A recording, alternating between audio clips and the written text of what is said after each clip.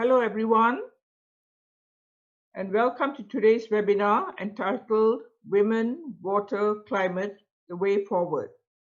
My name is Saradha, and I'm the current National Representative for Malaysia at SISWP International of the Southwest Pacific.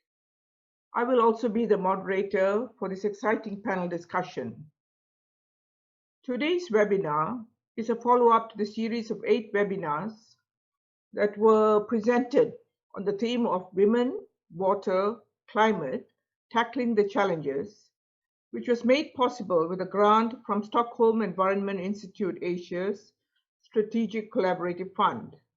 For those of you who attended some of the webinars last year, you might recall that 3 of the webinars came from case studies in SISWP International of the Southwest Pacific.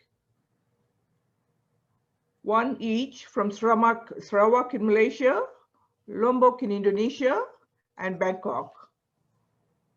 Most of the webinars featured the catalytic role played by women in the use and management of water, which had led to substantial improvements in their lives, livelihoods, and overall well-being of the communities.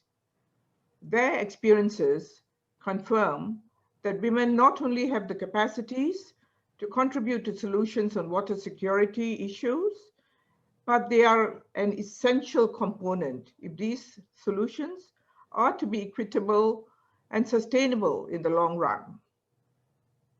The outcome of the case studies and conference were subsequently published in a document entitled The Way Forward.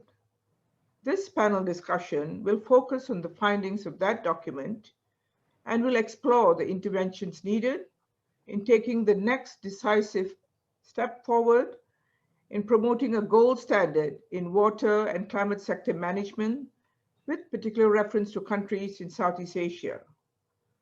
We would like to start and ensure that women and youth are included at all levels of decision-making right from the start. Capacity building and training are crucial as women gain knowledge and experience, which allows them to move up to positions of leadership in communities. All these outcomes clearly require adequate funding and finances, as well as collaboration with multiple stakeholders. The COVID-19 pandemic has emphasized the need for clean water, hygiene, and hand washing to reduce virus transmission. It has also impacted and precipitated water and food insecurity, as well as poverty arising from the economic downturn. Youth, women, the disabled, and other marginalized communities have been disproportionately affected by the ravages of the pandemic. We need to find solutions. I have with me today an exciting panel consisting of Ms. Melita Grant, who is a research director at the Institute of Sustainable Futures, University Technology Sydney, Dr. Salmah Zakaria, who is the chair of the Academy of Sciences Malaysia Water Committee, Ms. Kei Namba, who is a young water professional and an independent consultant based in Berlin, focusing on water governance, climate, and sustainability in Asia and beyond. And then we have Mr. Ravi Narayanan, chair of the Asia Pacific Water Forum, who will provide a summary and his own recommendations on the way forward. The closing remarks will be provided by Kusum Atukorala, Chair Netwater Sri Lanka, and co-organizer of this panel discussion. There will be an opportunity for the audience to participate in the discussion during the Q&A session. Please type your questions into the chat box and state your name and organization. Please keep your mic on mute and switch off your video at all times. Before we proceed any further, I would like to share with you a short video on last year's webinars.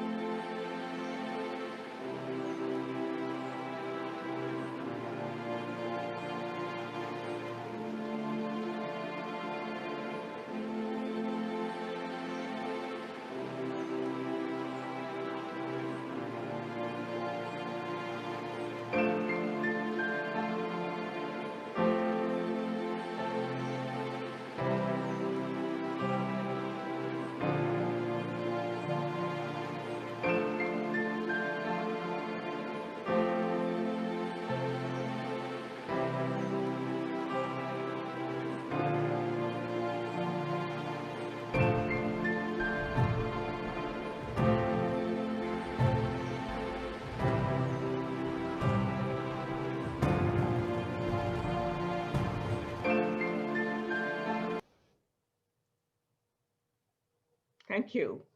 I now call upon Ms. Melita Grant to share her views.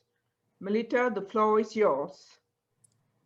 Melita Grant, sorry, Melita, just to highlight, Melita Grant specializes in water, sanitation and hygiene, and integrated water resources management in international development with a focus on inclusion. She has worked for over 17 years in government, university, and civil society sectors. With a background in international relations and environmental management, Melita has expertise in a range of sustainable development issues and has applied this in the Indo-Pacific and Australian contexts.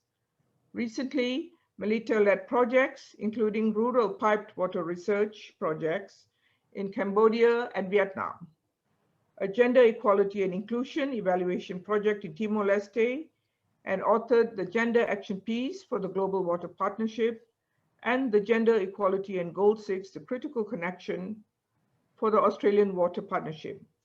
Melita, the floor is yours.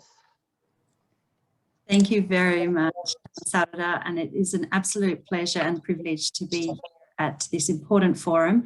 And I'm particularly impressed about the way in which this forum has led from other pieces of work and other ways that you have come together to put forward a very practical and visionary vision for how we create this connection to equality and inclusion in sustainable water management, with a focus, of course, on climate change and the impact of climate change and how to adapt to climate change. So it's very, very important to be meeting today and talking together about this and how we're managing in our respective contexts, but also from our respective disciplines. And as Saradha said, I am a researcher and I work with non-government organisations and governments a lot, and I also work with donors. So DFAT, Australian Government aid program, we work closely with, not only being provided funding to do research on the programs that they deliver and partners, but also to come together to improve the quality of Australian aid into the region. So I really call on anybody to feel free to provide comments about how you think from your perspective donors can improve their practices, and how we as advocates can ensure that your voices and your messages to donors can be amplified and heard. So with that, I'll just move on to the next slide, please. And you're very familiar with this because this came from the publication that you released in January. These are the 10 areas of action that you've put forward. And I just wanted to say that I think that all of these 10 areas are spot on and all needing attention and are receiving attention in different ways. But the ones that I'll sort of focus a little bit more on today are the following. So if we just go through the next 3 clicks, you'll see the areas that I'd like to focus in on. So supporting inclusion and meaningful participation of women at all levels of decision making. Asian women water professionals as critical conduits for awareness and advocacy, and an enhanced role for young water professionals. So those are 3 areas in particular that I've done some research and work on in recent years. And I can just talk to a couple of publications and pieces of work that supplement and support these areas of actions that you've identified in the action piece there. Next slide, please. So some recent initiatives that I've been working on that, as I said, contribute and support the work that you're doing and that we're all doing together are this Global Water Partnership action piece on gender equality and inclusion in water resources management. And another one is the Critical Connection report that I mentioned, which is published by the Australian Water Partnership, and that really sets out so many of the links between gender equality and water resource management and climate change, and how you cannot solve one without addressing that nexus of all of those areas together. And then the third one I'll make mention of is the World Bank Equal Aqua Initiative. And this is a coalition or a network of a range of organisations across the world, and includes water utilities and also governments and donors to advance gender equality within the water industry. And then finally, I'll make mention of a piece of research that we've been doing with the Water for Women Fund, and that is, I'm going to give you a link at the end as to how you access that resource, and that supports the Equal Aqua initiative on advancing women and people with disabilities and minorities within the water and sanitation sector. Next slide, please. So the Global Water Partnership piece was put together a few years ago, but we had 40 global experts who came together at a forum in Stockholm, and also we did extensive interviews and survey to supplement the evidence base for this piece. And the outcome of this action piece is on the next slide, and you'll see there's 4 outcome areas. And first of all, it talks about the need for institutional leadership and commitment. So really we need that buy-in from the top. And when that buy-in from the top is there, it makes it much easier for people within organisations to advance the kinds of ideas and priorities that we're talking about today. The second one is gender equality inclusion analysis from the start, and analysis that's then actually taken on board and responded to. So we really need that qualitative and quantitative analysis of the context, the situation, and also ensuring that a range of voices and views are captured when designing any program. That connects to meaningful and inclusive participation processes, and the WASH sector that I'm very involved in has come up with lots of creative and sensitive ways to engage different people, different types of people, to ensure that their voices are captured. And then finally, the issue of equal access to and control of resources. That's from a legal perspective. When women and men, for instance, don't have equal access to resources, then of course we can have as many training programs as we want, but at the end of the day, if women don't have the ability to access and use resources and tools and techniques and land and water in the same way that we are, then that inequality will continue. Next slide, please. And so the Critical Connection report, I'm just mentioning here, a good resource for anyone who wants to see literature on this nexus between water resources, gender equality. There is a focus on climate change as well in there, and there is also a big focus on data. And I know that data is one of your top 10 areas as well. So really this does talk about the need for meaningful qualitative and quantitative data, but kind of takes that next step in terms of identifying a range of resources that are already available to us in the sector to capture good quality data, and also makes a call for donors and for governments and multilaterals to really put in place some good processes to capture better disaggregated data. But we also need to understand the nuances of the different types of people who have access and who don't, especially given Sustainable Development Goals objective of ensuring that every single person has access to water and sanitation by 2030. And we know that the people that don't at the moment are those that are known as the last mile, or those that are least able to pay for or to access those services.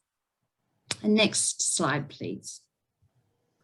So just quickly, on the Equal Aqua initiative, the Breaking Barriers report here is a really good one that sets out the case for the fact that our institutions in the water sector are not equitable in and of themselves. So how can they be carrying out equitable work if the institutions themselves aren't?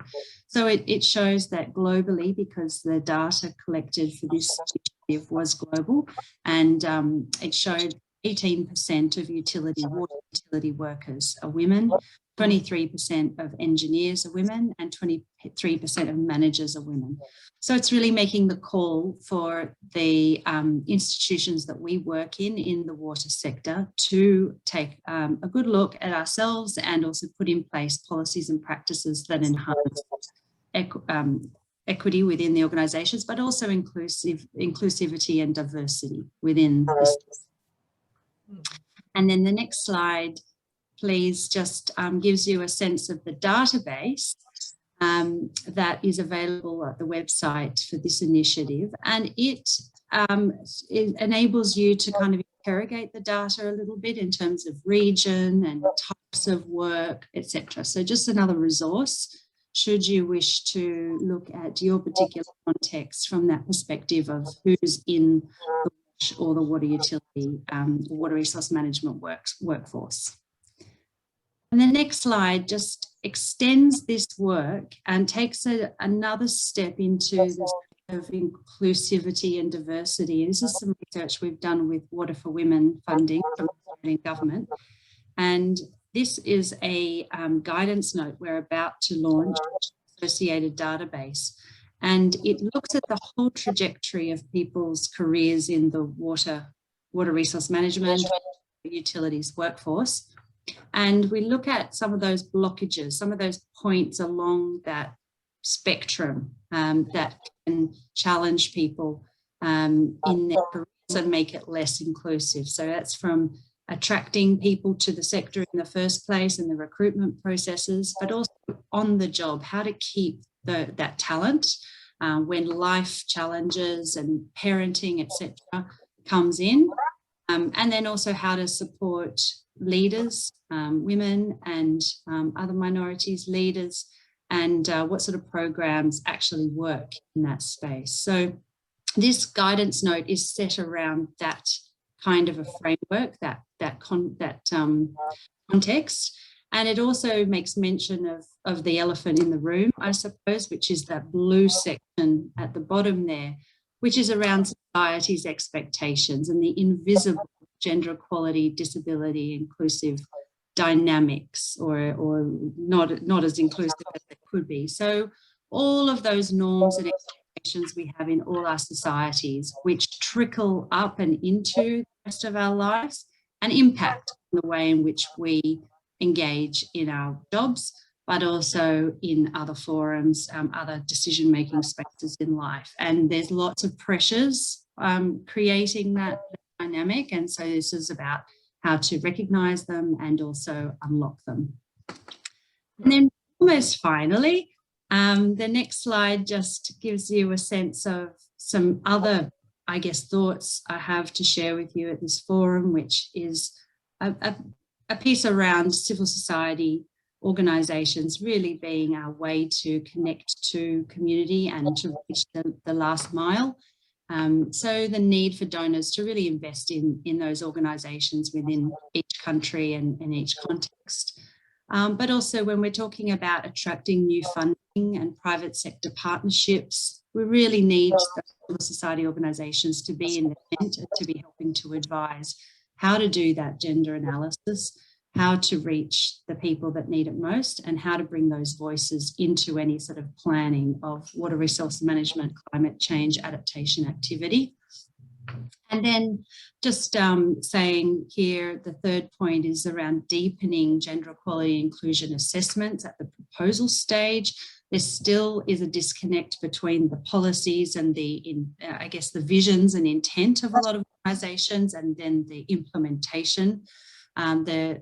Too often gender equality inclusion is still tacked on down the road.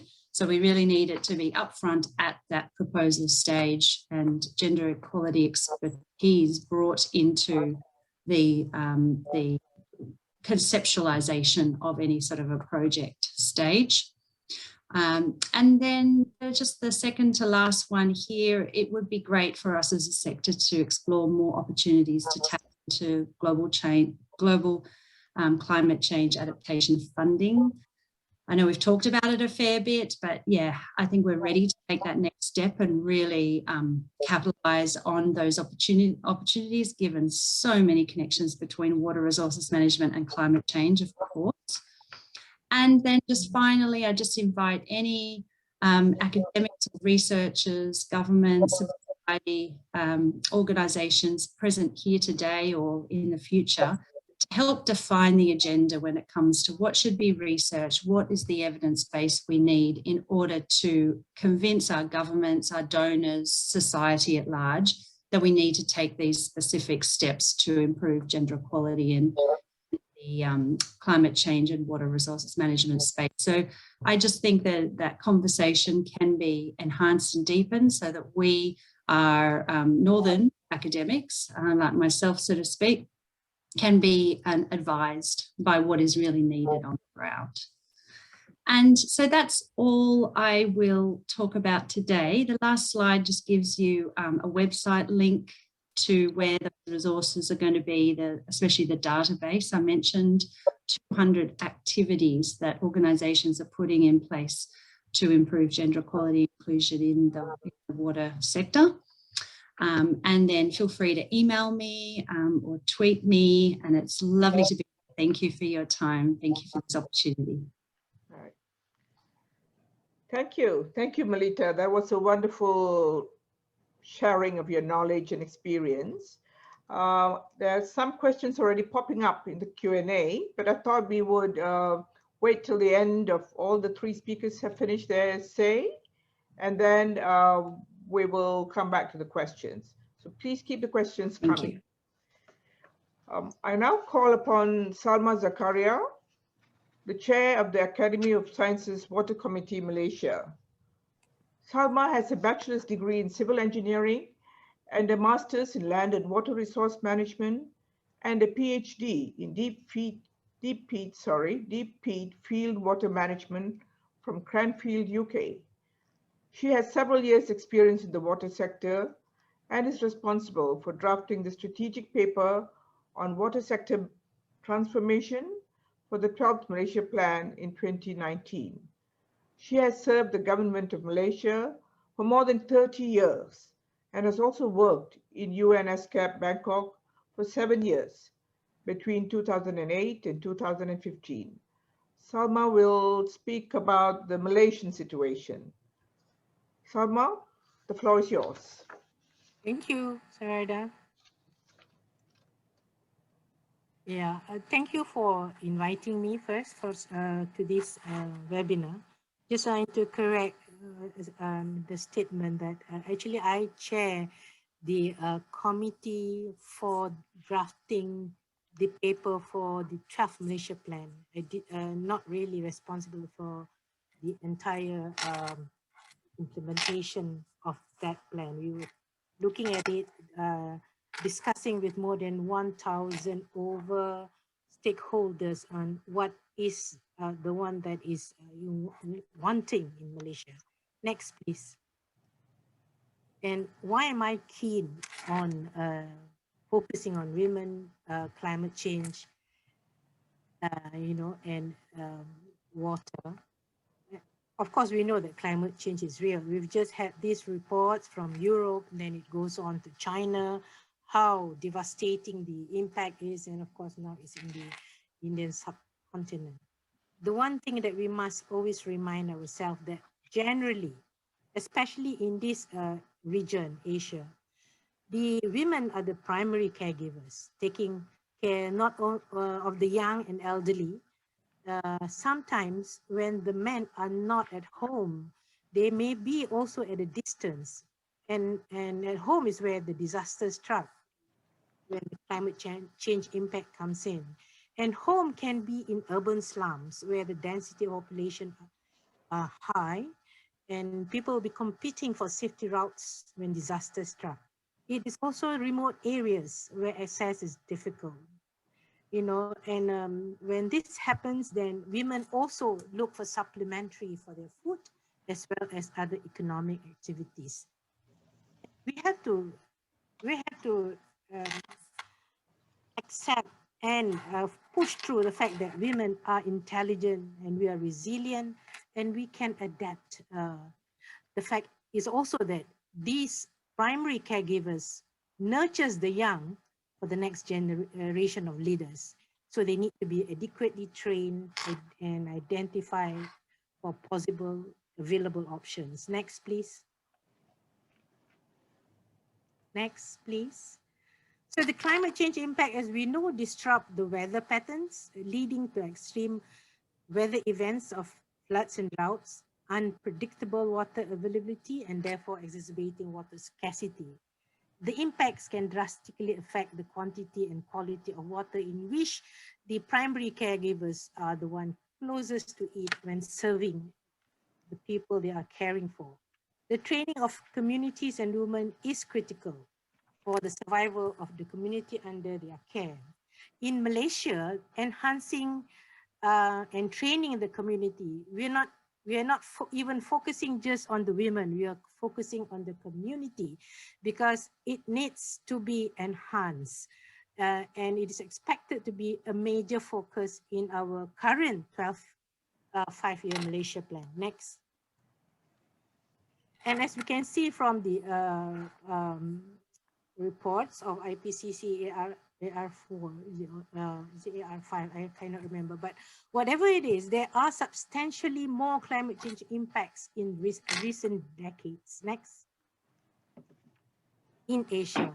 And the things that we need to remember that all these extreme events, natural disasters, water-related, children living in areas of extremely high water vulnerability, disasters, post-contaminated water, and this poses huge threat to the lives of everybody in the community. So as you can see, climate change, by 2040, 1 in 4 children will live in areas of extreme stress, which include rising sea levels. When I was in Bangkok in 2011, when the whole Menam Chao Phraya was flooded, there were a lot of water around us and flooded for some places up to 3 months, but there was not much water to drink. Next. So I'm bringing us to talk on the national policy on climate change, which was approved in Malaysia, Malaysian policy, 20th November 2009. I really like the policy. It's very comprehensive and it comprises all the things that needs to be there. What is needed more, I think, is it to be fully implemented. Next. As you can see, all the wordings that need to be there, it's there. And those of us who are familiar with policy decision making, we probably call these the motherhood statements. Next. And the rationale is also very acceptable. Next. So also the 5 principles, the development on a sustainable path, conservation of environment, coordinated implementation, effective participation. And the last one, of course, is our deals with the international community. These are common terms. Next. What we need to look is at the details in this climate change. And we look then at the strategic trust. And from the strategic trust, there are 43 proposed action plans. And if I look at the strategic number 1, P1 is under principle 1. So strategic trust number 1, number 2, number 3, number 4, and number 6 is something that I find difficult to follow and monitor what's going on. But when it comes to strategic trust on consolidated energy policy, they have an agency looking after that. So that's fine. It will be monitored. When you talk about support for knowledge base, there are also research agencies and universities looking into that. Although when I look at the detailed action plans, some still need to be highlighted what is going on. And when you talk about strategic trust number 10, that's not an issue to me because we have dates to meet, the target dates internationally to meet, and normally our government will meet that. What would be of interest to us within the women and the community vis-a-vis climate change is strategic trust number 8 and number 9, looking at improved collaborative to efficient communication and coordination among all stakeholders. You know, we can't even yet go to the just women, but because we are looking at all stakeholders, not even those communities that are wanting, you know, those with low income community. We need to know what's going on. And we need to increase awareness and community participation to promote the responses. So these are the 2 strategic trusts that is already outlined that the community of women in Malaysia can focus on and demand things to be moved forward because it's there. The fact that when we had our discussion, but we were looking at how to transform the Malaysian water sector in 2019. So we had this over 20 focus group discussions with more than, as I said just now, 1,000 stakeholders. And the major focus in terms of focus areas is people.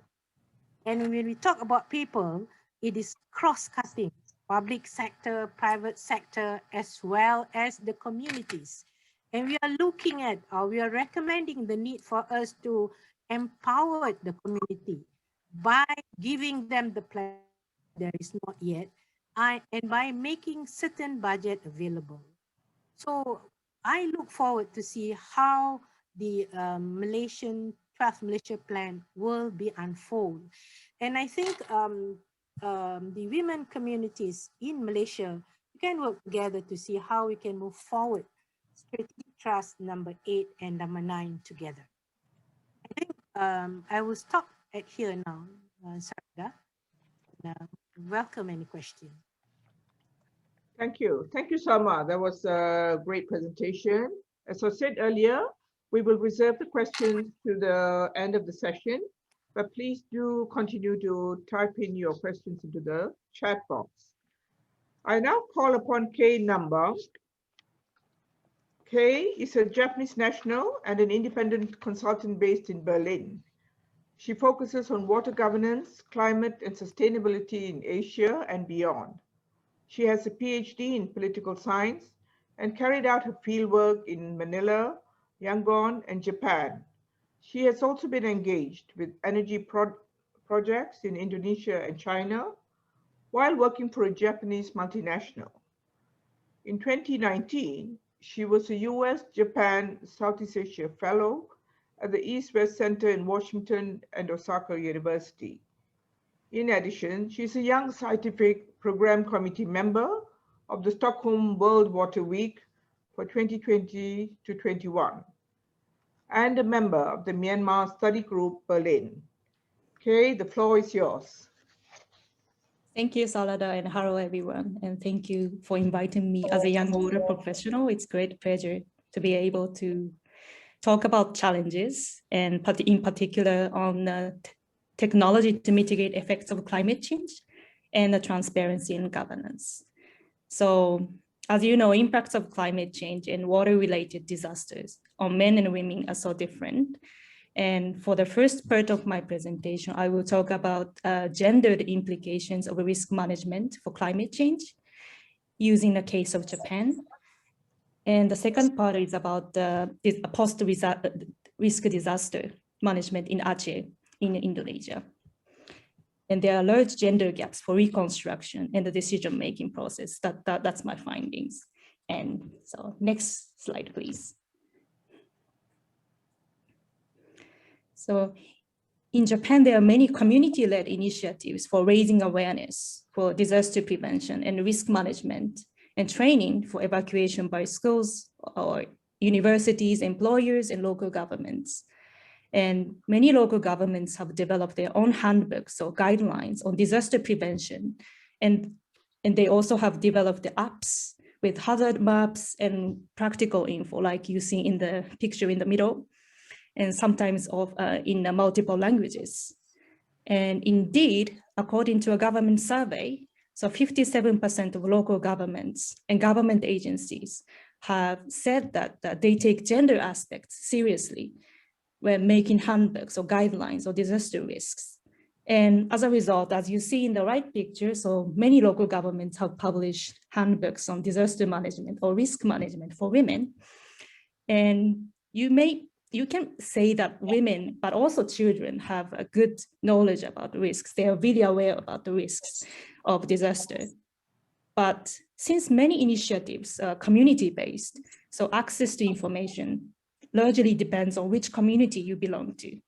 So it's not, for example, for access to information for elderly people or disabled or foreigners or minorities can be very limited. And also gender dimensions are limited to raising awareness phase and disaster prevention only. And next slide, please. So what and how individuals perceive risks are influenced by social contexts. So depending on who you are, and the impacts of climate change and water-related disasters can be very different. This is very obvious when it comes to providing relief, recovery, or support for victims, but also in the decision-making process, which I will discuss in the next slide. For example, I would like to mention some of the gendered impacts from tsunami and earthquake that hit Eastern Japan in 2011. Like, more women died than men, and 25% of female causalities were over 80 years old. And men were mostly in charge of operation of evacuation centers, logistics, and of relief goods. And in many evacuation shelters, the need of women were often overlooked or totally ignored. And there was little privacy because it was an open space without private areas, separated by walls, and also the things women need, like women's sanitary materials or breastfeeding space, were being overlooked. So women were forced to bear in many aspects. And women also tend to gain information or evacuation from their family members and communities, and evacuated in groups.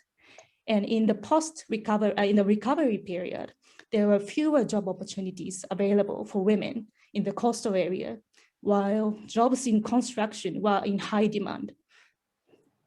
While the demand for service or food industries, where women are major workforces, declined significantly. And lastly, more women aged between 25 and 44, and their children between 0 and 14 moved outside of the Fukushima prefecture due to loss of opportunities. And next slide, please. And the next slide is about women's participation in decision-making process. As the Sendai framework for disaster risk reduction clearly calls for inclusion of women and children, this needs to include inclusive national and local policies. And when you look at Japan, the average number of female members of local government's disaster prevention committees in 2017 was only 7%. And further, 27% of local governments have no single women as in their committee.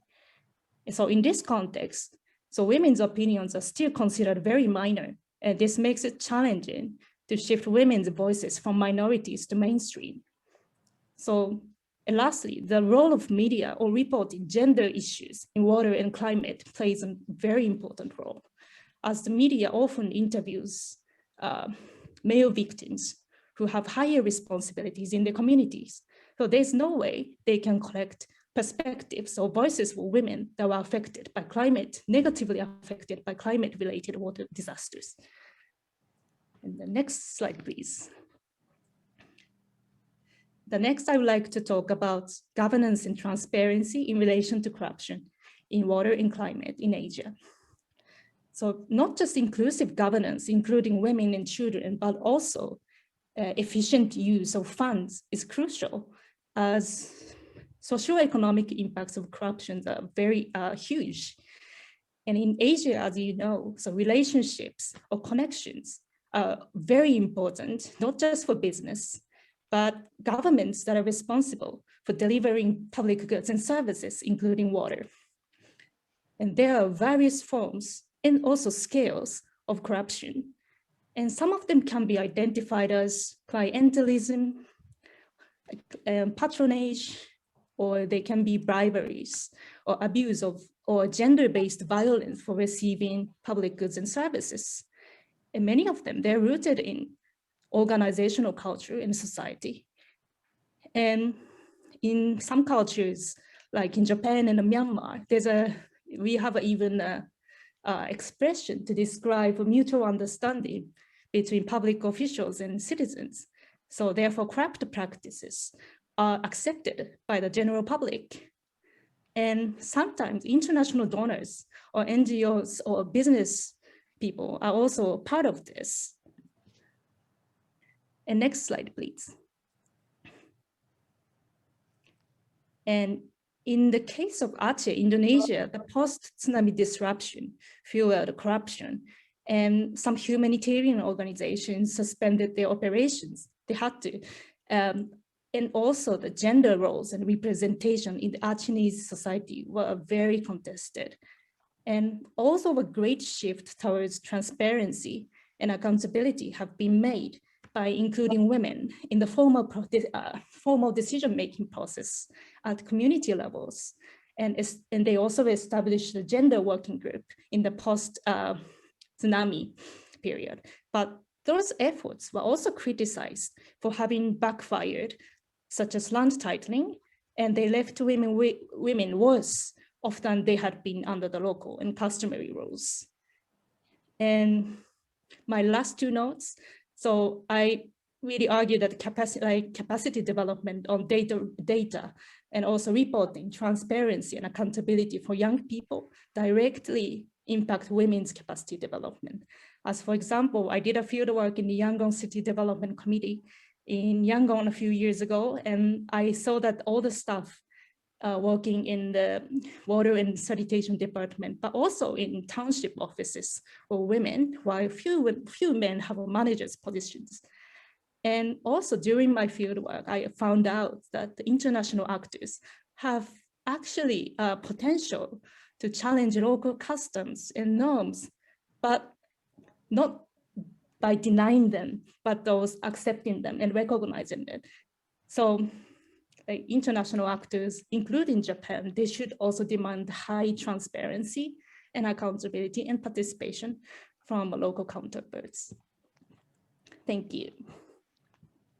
Thank you, Kei. Yeah. That was a very interesting summary of the gender aspects of disaster management. And it's actually very nice to know that Japan has taken the initiative to come out with gender sensitive responses. And despite that, it needs a lot of work in that area. As you mentioned, the women have different needs. So when they are at evacuation centers, people have not taken into account their separate needs for toilet or hygiene purposes or whatever have you, yeah? Okay, we will now come to the end of the first three speakers' presentations. The floor is open for question and answer. And I will go to all three of you are invited to participate. And Ravi Narayanan, are you around? Please make yourself available in case you want to cut in and answer some of the questions. Thank you very much. I'm available. Right, wonderful. Okay, let's start with the very first question I have here. This is to Melita Grant. And it says here, you mentioned that one of the core principles of inclusive water resource management is for equal access and control of resources for Malaysia, for women. How do we ensure this equal access to funding for women-centric development projects? Because lack of funds is a stumbling block which prevents women from stepping up and achieving goals and targets. Thank you for that question.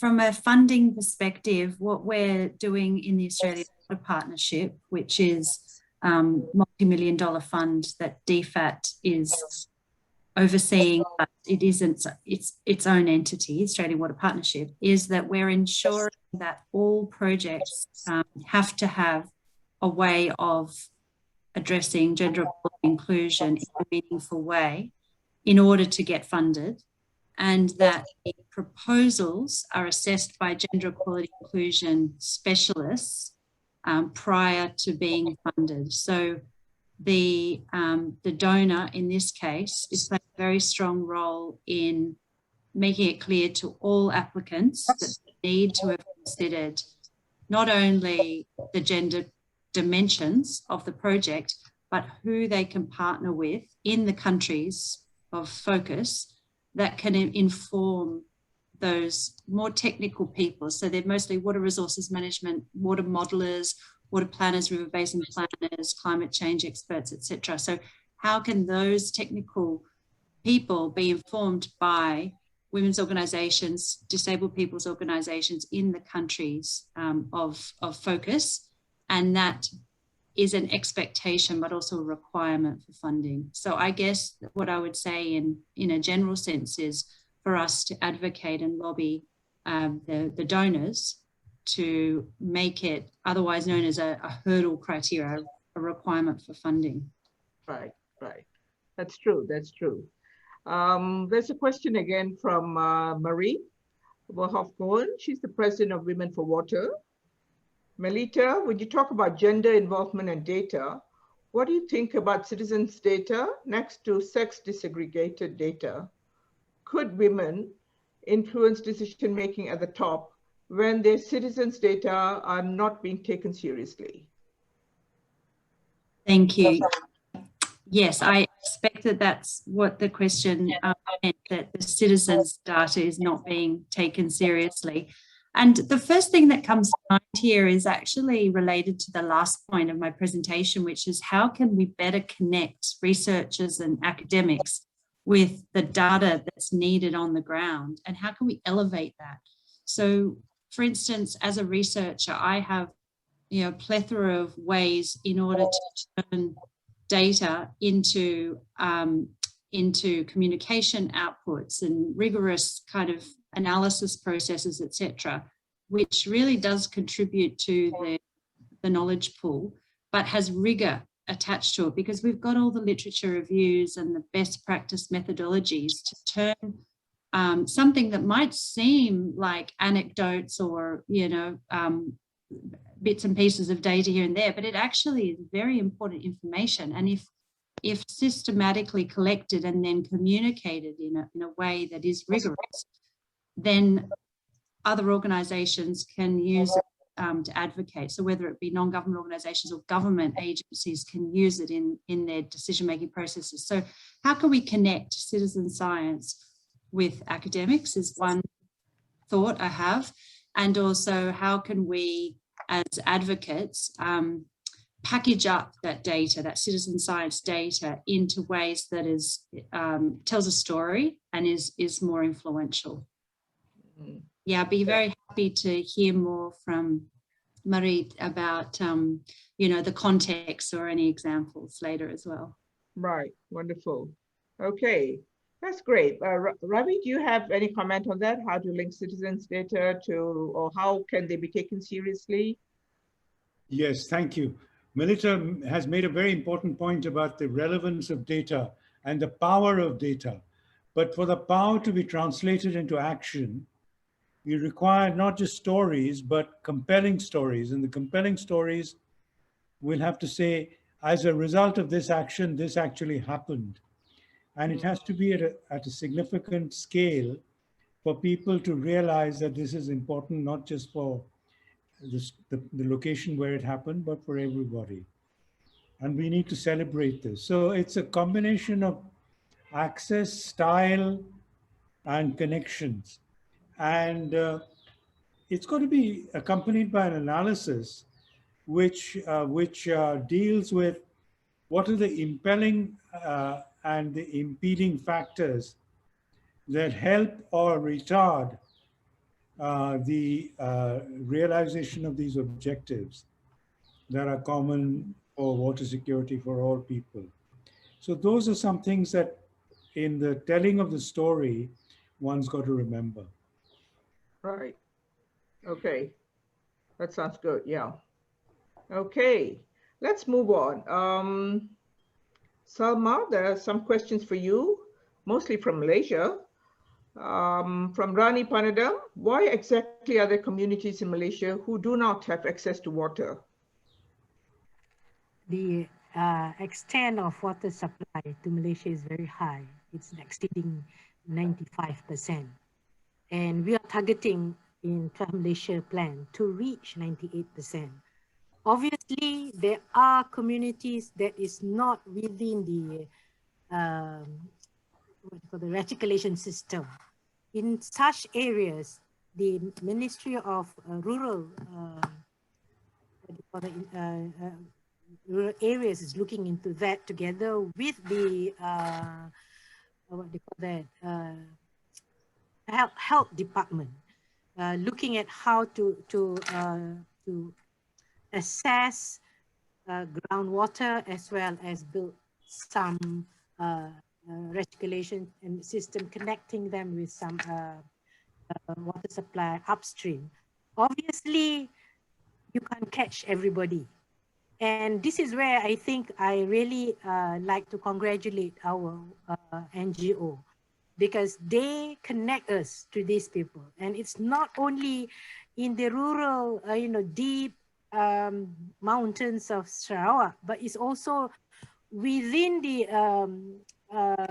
peninsula where you have the natives, here, the NGO that I'm working with, we supply them with what do you call that, wells. Not good enough, and this one will be further highlighted. It has been highlighted, and we are looking at instituting budget, small budget. What we are doing now for these fringe communities is to collect our own funds, among those who are interested. But hopefully within the 12 Malaysia plan, we will have a allocated budget of 50,000 or less, 50,000 or less, so that we can go and build the water supply for these rural folks deep into the forests. Okay, all right, that's interesting to know. In fact, you're very right when you say 95% of Malaysia does have access to clean. Word clean at this point in time, because the quality of water sometimes leaves much to be desired. That's another issue, because we do not have not rational, because it all have to be, I mean, in the sense it's political. It is political. We cannot even ask for the raise, because in case it becomes an issue. So the water supply is not survival. It is always being subsidized, and to replace the old reticulation system, that takes a lot of funding. Right. Awareness creation, we need to go further, not only among the women, but all the people, citizens, including those in the towns and those with very high salaries. Right, yeah. Salmah, this is a question to you from Marie, and she says, thanks for your presentation. When you talk about the 10 things we should know, are you applying it in the context of Asia or worldwide? It is worldwide. It's a generic thing. And even though it's worldwide, actually it hits us even in Asia, also in Malaysia. I mean, considering that we have reached a certain level of development, it's still not sufficient for all the people to receive or to be protected against all those impact of climate change. Absolutely. Okay. And another question from Nisha Dobestein. She says, we recently had devastating floods in Malaysia. Do you believe that the policies are being implemented fast enough? Women in communities are not being given roles to lead. Their voices are very often not heard. Right. Fast enough is a keyword. And I think I have touched it just now. I did. The policy is excellent. please implement it fully. I think you would understand what I mean. And when you talk about women are not given role, let me tell you, when we invite community leaders, not even women, community leaders, they don't come. Because there is this thinking that, the confidence are not there.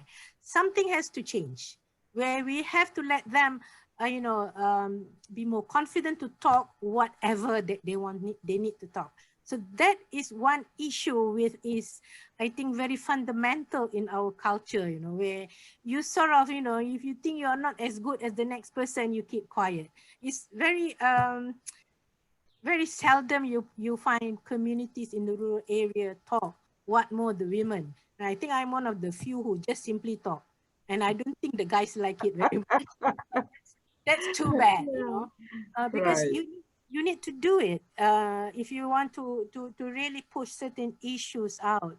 And for information, when you talk about women in Malaysia, when I started working, I was the only engineer in my department. By the time I retired, we have so many directors of division.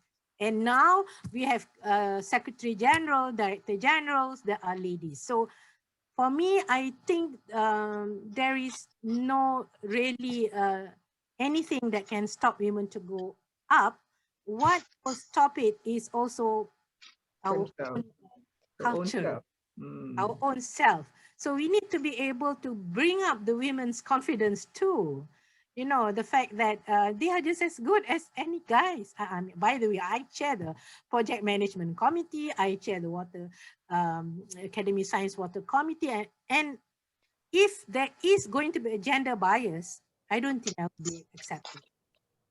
I think Salmah's made a very, very important point about the policies being good, but it's a question of attitude.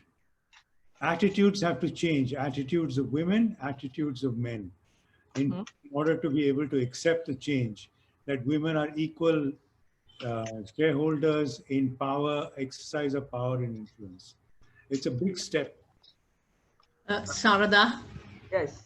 Are you back, Pusum? You went missing for a while. Well, it's, we were talking about women's voices not heard. Now it's a case of my face not seen, because I have a technical issue. Because if I get ejected from this, I can't come back with the face. But Right. I'd like to add to what Salmah was saying. Now, about the confidence building, and this is something that we have seen in many projects. We have capacity building projects. We have, as Salmah said, confidence building sessions, etc.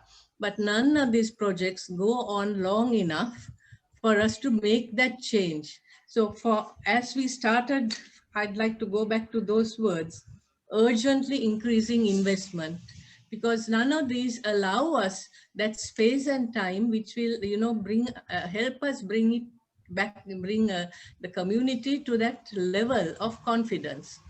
The one issue that I could say is that I saw is where a community took on the minister, the president, to the Supreme Court and won. But that took a lot of investment from the facilitators. It took a lot of money. Right. Thank you. Okay, thank you. Thank you for your opinion. Very, very relevant as well. Okay, let me direct a couple of questions which are for you. Holistically, what is the percentage of women who are present in the workforce? Will the first step be to encourage more women to join the workforce? I am not sure whether this is specifically in the water sector or water resource management, but it seems to be a general question. Yeah, but the numbers were specific to disaster risk management. Right. But Yes. but if you look at the other sectors in the government, the women's representation rate is about the same. And there is a formal policy, and indeed the government recognizes the need to promote more women in the government. But yeah, like Melita said and Ravi said, informal elements like work dynamics or seniority in a Japanese organization, they can be barriers, and it takes time to change organizations. Yeah. And also, Salmah mentioned that maybe women's confidence could be a factor that women may like consider themselves as like smaller, actually. Right. Yeah.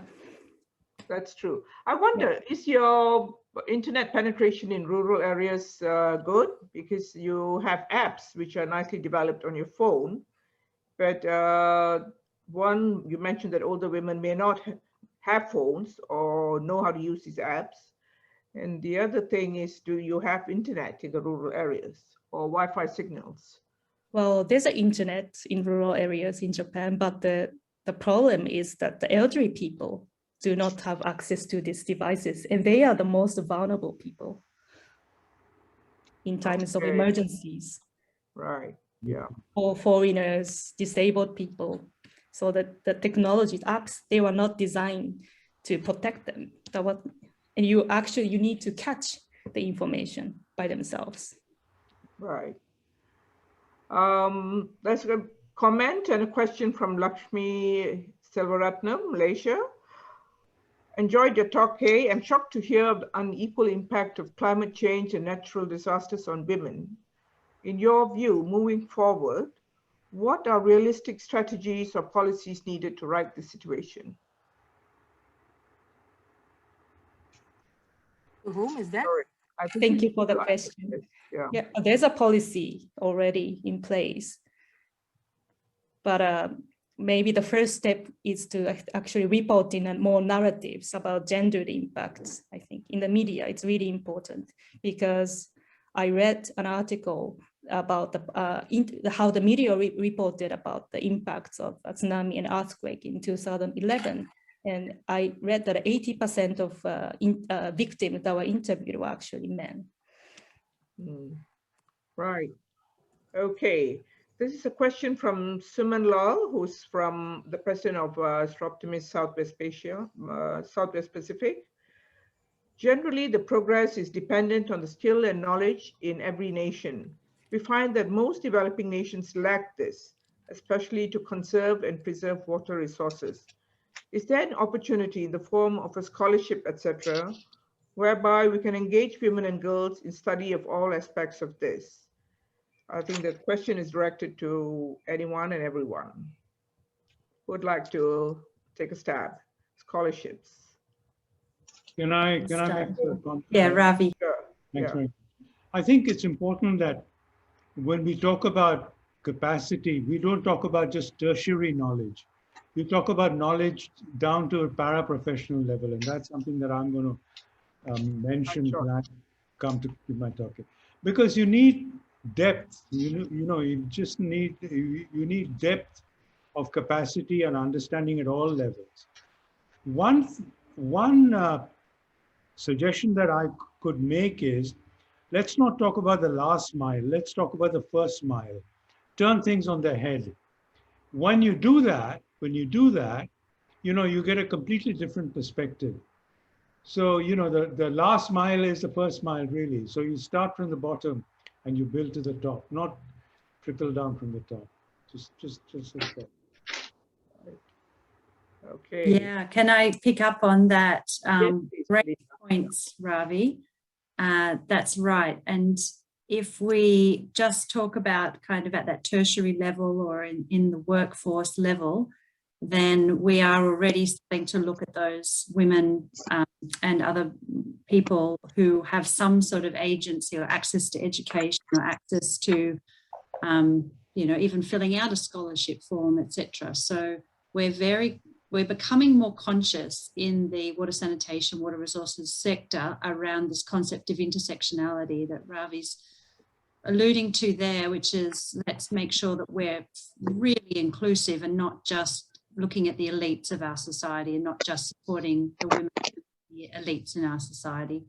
And yeah, let's reframe things so that we don't see people at the bottom of the pyramid or the last mile, etc. It's very, those sorts of ways of thinking do influence the way in which we act towards people as well, and value all types of knowledge. It might be different ways of expressing or or having knowledge, but it's all just as valuable. So they're really great points. Thank you, Ravi. In terms of the specific question around scholarships in the database that we're going to be releasing, and in that Breaking Barriers report, there are several examples of organisations that are providing scholarships locally, and from Cambodia, from all over Southeast Asia. And I think that that's an area that the Australian Water Partnership is working, for instance, with young water professionals in Myanmar. So that is certainly an area of interest, but it's the tip of the iceberg. It only addresses one little part of the whole issue. Thank you. Thank you. I'm afraid we have to give the floor to Ravi, because we've had a very interesting discussion, and there are some answers, some questions that haven't been answered yet. We will see whether we can have these questions answered via email in the future.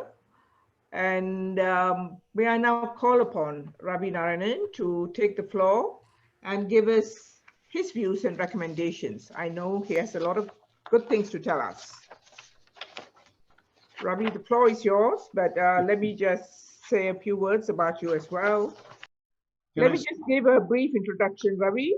Yeah, Mr. sure. Ravi Narayanan is currently the chair of the Asia Pacific Water Forum, international mentor to the Japan Water Forum, chair of the Water Integrity Network, and advisor to the Argoyam Foundation.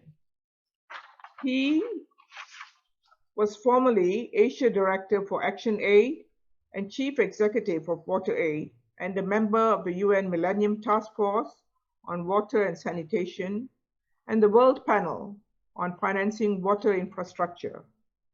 He has 20 years experience in the corporate sector and over 30 in the not-for-profit sector. In 2009, he was awarded an honorary CBE by the UK government for his services to the poor in Africa and Asia. Ravi, the floor is yours, Ravi. Thank you very much. Thank you very, very much, Saradha. So now, when we talk about water security, climate, water, and women, we're talking about change in general. And so we need to have a broad theory of change, be able to fit this in. And the broad theory of change, which is not just confined to water, but general development, suggests that there are three interconnected pillars on which this edifice stands. One is governance and systems. So that just means institutions and the rules by which they work. The other one is science and technology, which are multipliers.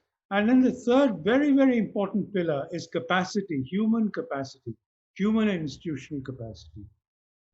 Now, these are things that women have to enter into and be given responsibility in all three elements of this triage: in governance and systems, in capacities, and in science and technology. Now, when we talk about this and we bring out case studies of what's been done here and there, the case studies themselves have to be more compelling. And they can be more compelling in three different ways.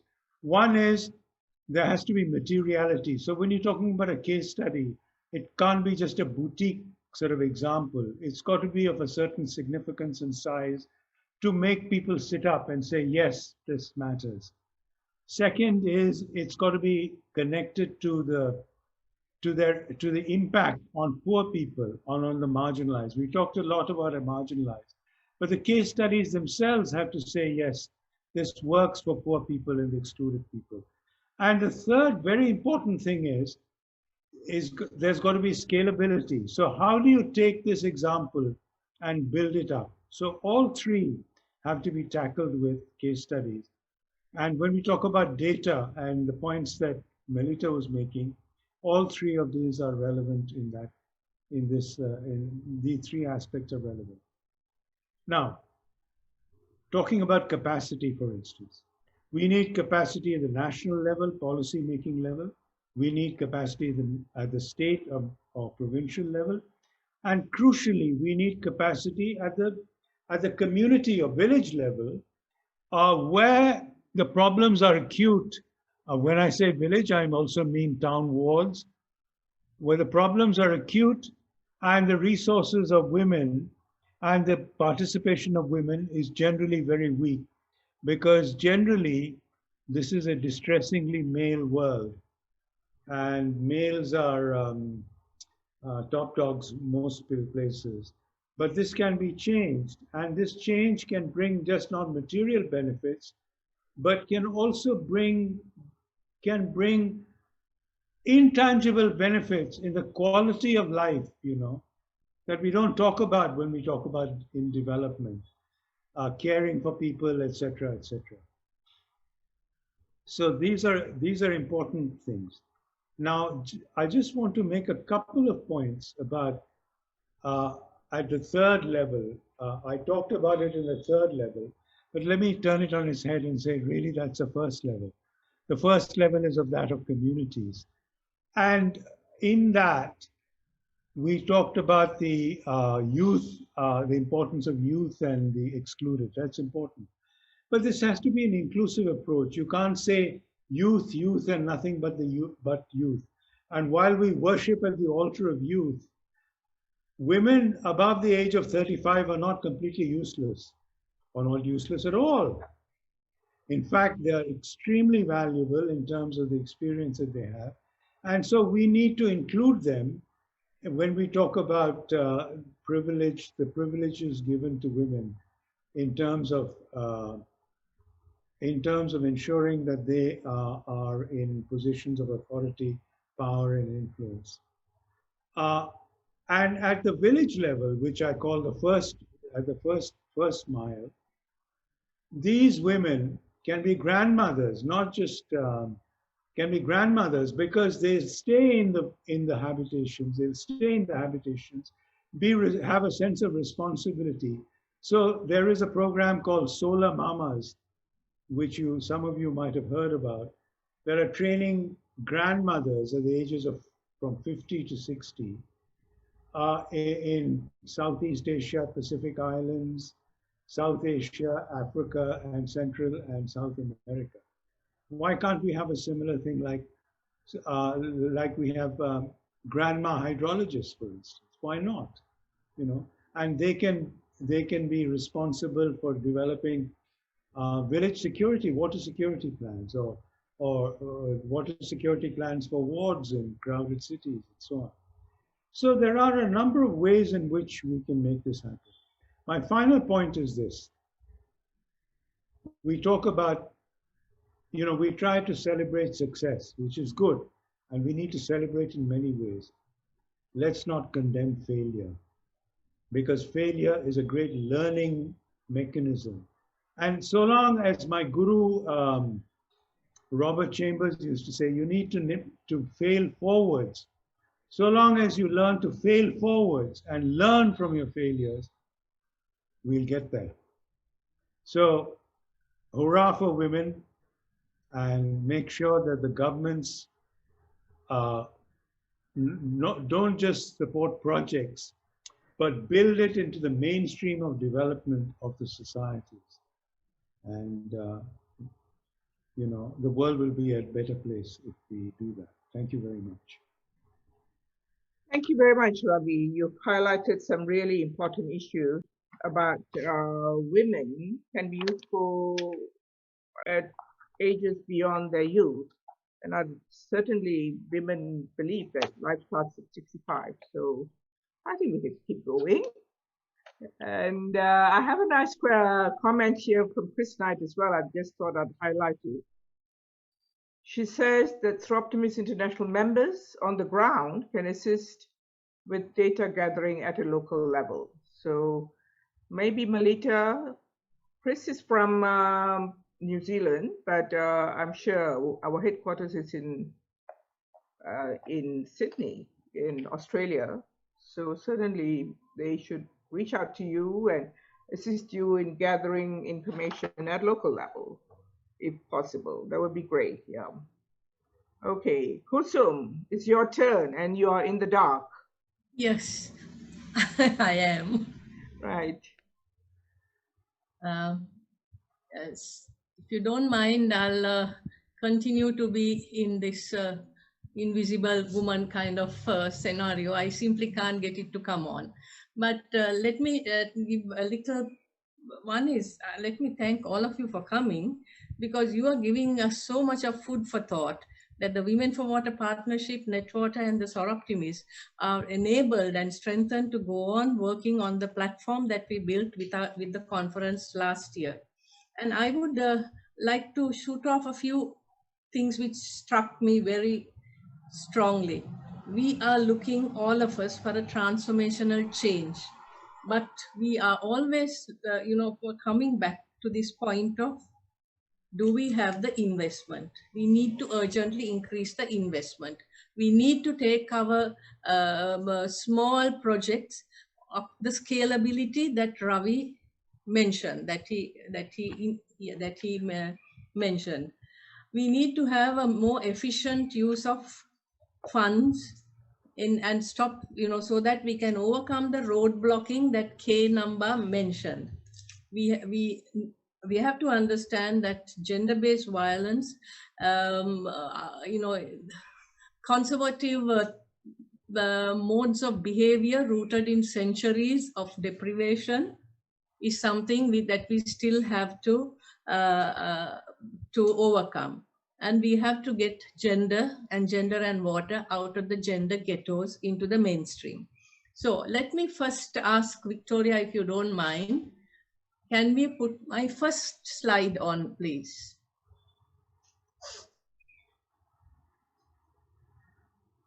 I'm not going to read this out, but the money for water, the money for women, is it there? Is it not there?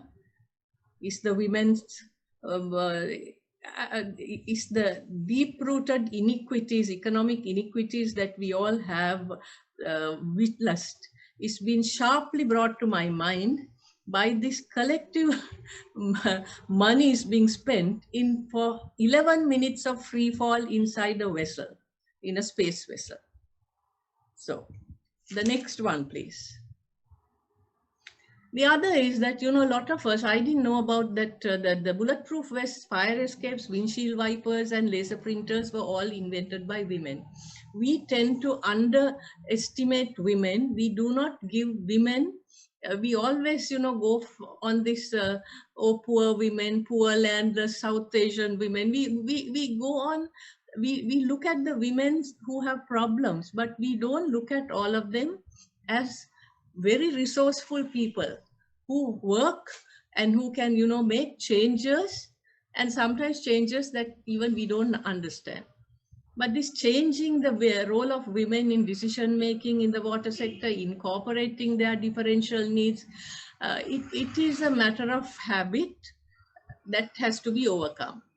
It is a matter of giving people the will, and sometimes people are not gender sensitive because they are scared. They are simply scared to change. So this is a process which again comes back to my problem of, do we have the investment to take a community through this entire process? Do we have an investment which will give capacity building to young women engineers? Again, back to money. It is difficult, but it is possible. So this is what I'm saying is, all we are saying is give us a chance. Thank you.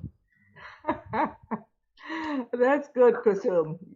You've really highlighted some very important points, that women want to be included because we have a lot to contribute. And we no longer want to be considered victims. We want to be the agents of change. We don't want to portray ourselves as victims. We want to take the bull by the horns, work with men to achieve a common goal.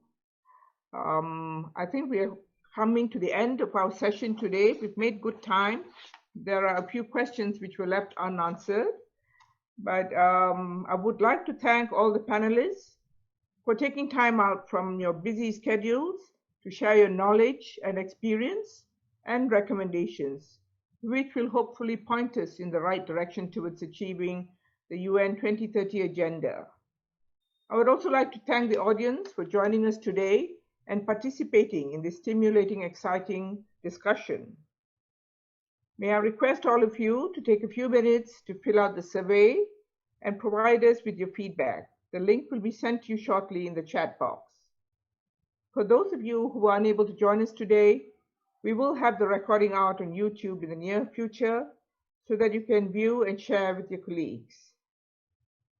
Once again, I'd like to thank the Stockholm Environmental Institute, Strategic Collaborative Fund for supporting us in this endeavor and to highlight the need to marry climate change issues with water security and water. I would also like to thank our supporters who have lent us their platform to get the word out to every people. Thank you very much, everyone, for listening in today, and I hope you have a lovely rest of the day.